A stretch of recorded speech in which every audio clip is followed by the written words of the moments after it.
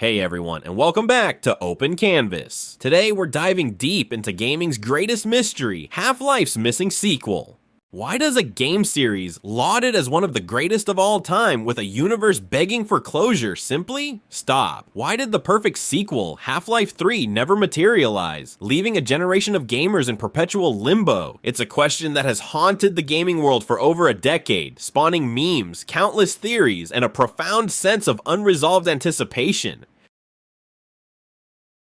Today on Open Canvas, we're peeling back the layers to uncover the complex, multifaceted reasons why Gordon Freeman's story remains unfinished, and what that says about Valve, the industry, and the impossible weight of expectation.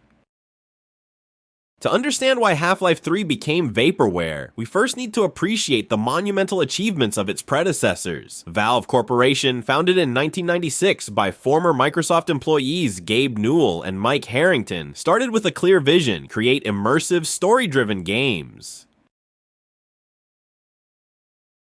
Their debut, Half-Life, launched in 1998, was a revelation, initially codenamed Quiver and later nearly cancelled by publisher Sierra Online due to its unorthodox approach. Half-Life defied conventions.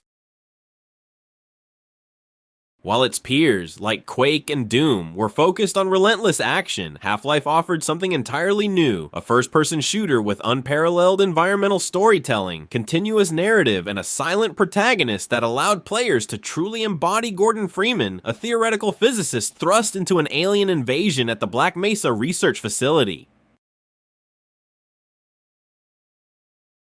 Under the creative direction of Gabe Newell and the brilliant writing of Marc Laidlaw, Half-Life discarded traditional cutscenes, immersing players entirely in the perspective of Gordon Freeman. The game's engine Goldsark, a heavily modified version of Quake World's engine, allowed for seamless transitions between gameplay and narrative moments, something revolutionary at the time. Its innovative AI saw enemies flanking and strategizing rather than simply rushing the player. Voice acting, particularly for the enigmatic G-Man, was eerily effective. The development process, marked by Valve's nascent flat hierarchy, was highly iterative, with constant playtesting and revision, often leading to intense crunch periods to meet deadlines, a pattern that would recur. This dedication paid off handsomely. Half-Life garnered universal critical acclaim, winning over 50 Game of the Year awards, and sold millions of copies, establishing Valve as a major player. More importantly, it spawned a vibrant modding community, giving birth to giants like Counter-Strike and Day of Defeat, further cementing its cultural impact and technical prowess. The success of Half-Life set an incredibly high bar for its sequel, and when Half-Life 2 finally arrived in 2004, it didn't just meet that bar, it vaulted over it, setting new standards for the entire industry. The anticipation was immense, almost palpable. Half-Life 2 wasn't merely a graphical upgrade, it was a technological leap. Built on the newly developed Source engine, it introduced groundbreaking physics thanks to the integrated Havoc physics engine, allowing players to manipulate objects in unprecedented ways, leading to iconic gameplay moments like the gravity gun. Its facial animation system, capable of conveying nuanced emotions, was revolutionary, breathing life into characters like Alyx Vance. The game's narrative expanded upon the mysteries of the first, thrusting Gordon into City 17, a dystopian metropolis under the iron fist of the alien Combine. The development of Half-Life 2 was fraught with its own challenges. The project endured a notorious source code leak in 2003, a devastating blow that forced Valve to reevaluate security and development timelines. Despite this setback, the team pushed through, delivering a game that was met with even greater critical adoration than its predecessor. Half-Life 2 won over 35 Game of the Year awards, including multiple Best Game Ever accolades, and cemented its place in history as a masterpiece of environmental design, emergent gameplay, and storytelling. It also served as the launchpad for Steam, Valve's digital distribution platform, which was initially met with skepticism but soon became an industry behemoth. This brings us to the crux of our mystery. Why did the series end with Half-Life 2 Episode 2 in 2007? Valve had initially announced a series of shorter episodic releases to deliver content more frequently. Episode 1 and Episode 2 were met with critical praise, building towards what was promised to be a climactic conclusion in Episode 3, but Episode 3 never came. The silence stretched from months to years, then over a decade, morphing from disappointment into a running joke, then finally, a resigned acceptance. So what happened?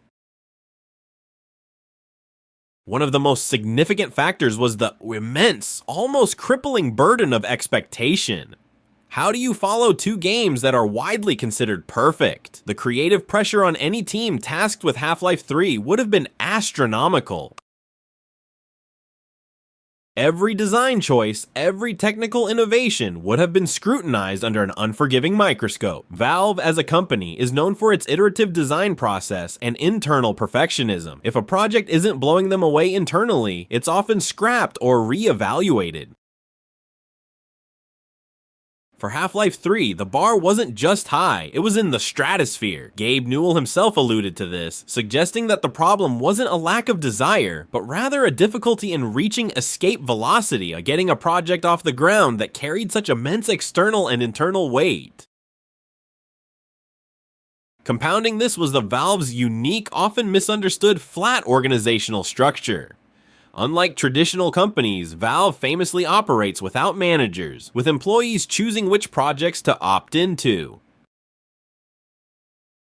While this fosters innovation and ownership, it also means that no one person or group could simply mandate the creation of Half-Life 3. Developers naturally gravitated towards projects they felt passionate about or saw significant potential in. As Steam grew into a multi-billion-dollar enterprise, and games like Team Fortress 2, Portal, Dota 2, and Counter-Strike, global offensive emerged. Many of Valve's top talent migrated to these new, often more commercially viable ventures. It became increasingly difficult to assemble a critical mass of developers dedicated solely to a new Half-Life title when other, less creatively risky or more lucrative opportunities beckoned. The evolution of Valve's business model, it also played a pivotal role. The company transformed from primarily a game developer into a platform and service provider.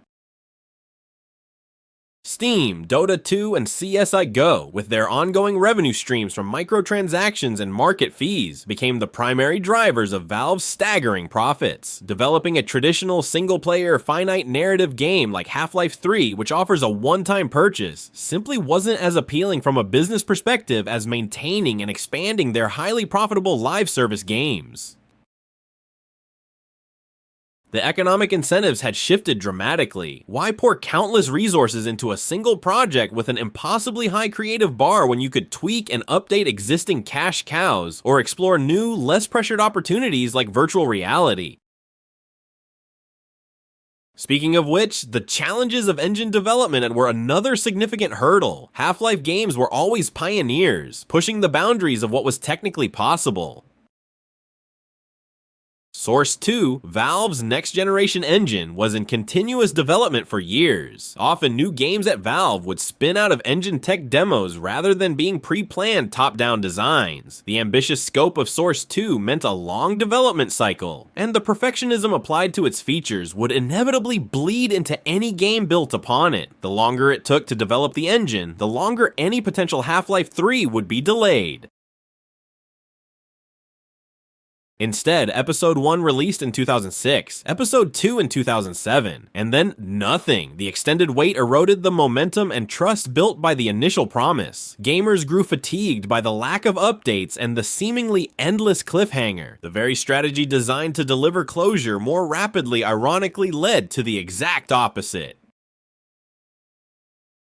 In 2017, a crucial piece of the puzzle emerged when Marc Laidlaw, Half-Life's lead writer, posted what he called Epistle 3, a fictionalized synopsis of what Episode 3 might have entailed. While disguised with gender-swapped character names and altered locations, it was unmistakably the plot summary for the long-awaited conclusion.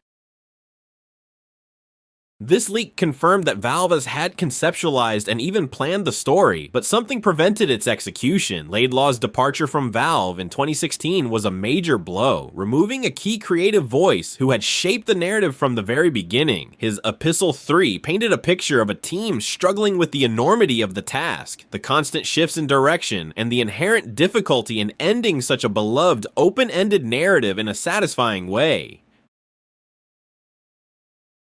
Ultimately, Valve did return to the Half-Life universe, albeit not with Half-Life 3, but with Half-Life Alyx in 2020. This critically acclaimed prequel, designed exclusively for virtual reality, was Valve's way of breaking the cycle.